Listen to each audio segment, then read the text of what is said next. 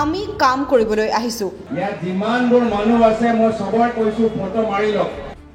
কাম কৰিবলৈ আহিছো। আমি টকা পইচা কমাবলৈ অহা নাই। আমি মামা মামি হ'বলৈ অহা নাই। আমি মামা মামি হ'বলৈ অহা নাই। মোৰ পিতৃ 15 বছৰ মুখ্যমন্ত্ৰী, কিন্তু আজিৰ তাৰিখলৈ মোৰ নামত কোনো বাগান নাই, নিউজ চেনেল নাই। মোৰ পিতৃ অসমত 15 বছৰ মুখ্যমন্ত্ৰী, আজিৰ তাৰিখলৈকে মোৰ নামত ক'তো বাগান বা মোৰ নামত ক'তো নিউজ চেনেল নাই। মোৰ পৰিবাৰৰ নামত কোনো হোটেল বা ৰিজৰ্ট নাই।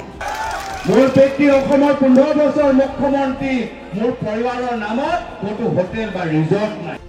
মীৰা বৰঠাকুৰৰ নিৰ্বাচনী প্ৰচাৰ সভা সম্বোধন কৰি এনেদৰে মুখ্যমন্ত্ৰী হিমন্ত বিশ্ব শৰ্মা আৰু তেখেতৰ পত্নী ৰিণিকী ভূঞা শৰ্মাক পৰোক্ষভাৱে কটাক্ষ কৰিলে গৌৰৱ গগৈয়ে। জাউৰীয়ে জাউৰীয়ে হাত চাপৰিৰে মুখৰিত হ'ল সভাৰ মঞ্চ আৰু কংগ্ৰেছলৈ সমৰ্থন প্ৰদান কৰিলে সংখ্যালঘু লোকসকলেও। ইয়াত যিমানবোৰ মানুহ আছে মই সবৰে কৈছো ফটো মাৰি লওক। কাম কৰিবলৈ আহিছো। আমি টকা পইচা কমাবলৈ অহা নাই। আমি মামা মামি হ'বলৈ অহা নাই।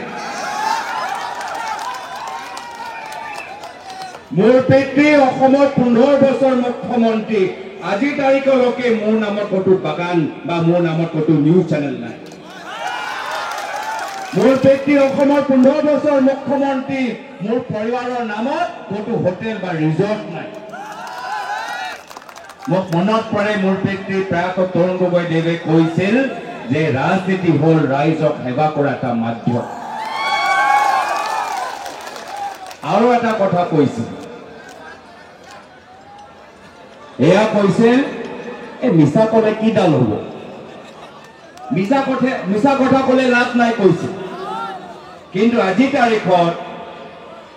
তাৰিখত বিজেপি চৰকাৰে কয় মিছা কথা ক'লেহে লাভ হ'ব।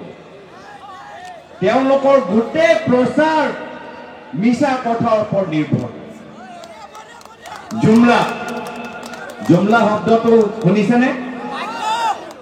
জুমলা হ'ল মিছা প্ৰতিশ্ৰুতি, আৰু আটাইতকৈ ডাঙৰ জুমলাবাজ হৈছে প্ৰধানমন্ত্ৰী নৰেন্দ্ৰ মোদী ডাঙৰীয়া। প্ৰধানমন্ত্ৰী নৰেন্দ্ৰ মোদী ডাঙৰীয়াই কি ক'লে? 15 লাখ টকা পৰিৱৰ্তন হ'ল এটা জুমলা। পৰিৱৰ্তনৰ নামত এতিয়া নহৰু 1 কেজি দাম 400 টকা হৈ গৈছে।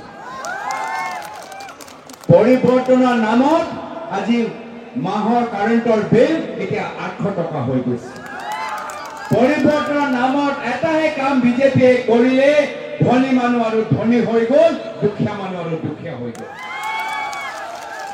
তো পৰিৱৰ্তনো এটা জুমলা। দেশক গদি মিডিয়াৰ কবলৰ পৰা বচাওক। স্বতন্ত্ৰ আৰু নিৰ্ভীক সাংবাদিকতাক সমৰ্থন কৰিবলৈ দ্য অপিনিয়নক সহায় কৰক। আপুনি যদি ফেচবুকত চাই আছে তেনেহ'লে ফ'ল' কৰক, আৰু ইউটিউবত যদি আমাক চাই আছে তেনেহ'লে ছাবস্ক্ৰাইব কৰি দিয়ক। লগতে আমাৰ এই স্বতন্ত্ৰ সংবাদধাৰা আগুৱাই নিবলৈ স্ক্ৰীণত দিয়া একাউণ্ট নম্বৰৰ জৰিয়তে আমাক আৰ্থিকভাৱে সহায় কৰিবলৈ অনুৰোধ জনালোঁ।